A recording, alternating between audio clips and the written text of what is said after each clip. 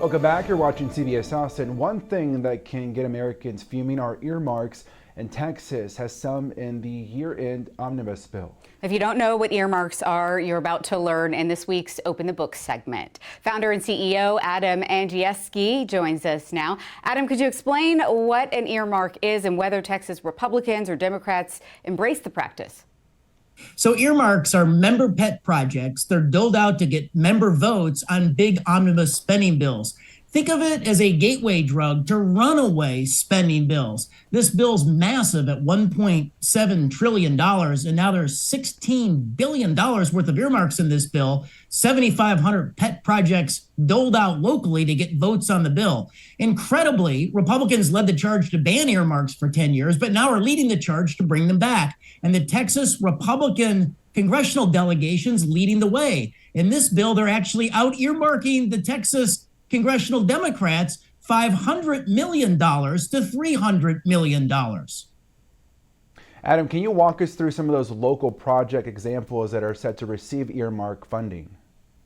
So $5 million is going to the city of Austin to expand the North Walnut Creek Trail. This is a bike and pedestrian path that the city's creating. It was funded locally. In 2016, you remember there was a referendum for mobile pathways. And so the first phases of this have been funded locally, but now $5 million is coming out of Congress to fund it.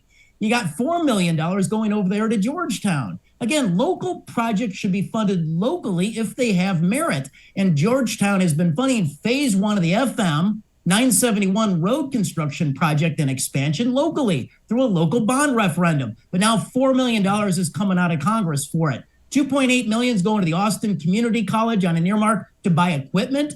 That college obviously has local taxpayers that could have funded it. Now, as you look across the country, we identified some pretty crazy earmarks. In California, there's $1 million earmark for a stairway to a beach in Mundo Cove to get the surfers to the waves faster. You got $1 million earmark out in Cleveland, Ohio for the Rock and Roll Hall of Fame, $2 million for the Hip Hop Museum in New York, and $60 million for high-speed rail in Hawaii, a project that federal lawmakers were going to pull the plug on last summer. So who were the top 5 Texas members of Congress that earmarked the most? Well, you got Randy Weber, Tony Gonzalez, and John Carter. Those are the 3 Republicans leading the way. Over $300 million in earmarks just from those 3 Republicans. Those 3 Republicans actually out-earmarked the 12 members of the Texas Democratic Congressional Caucus. They earmarked collectively a little less than $300 million. So I think the accountability starts with those 3 Republicans, Weber, Gonzalez, and Carter.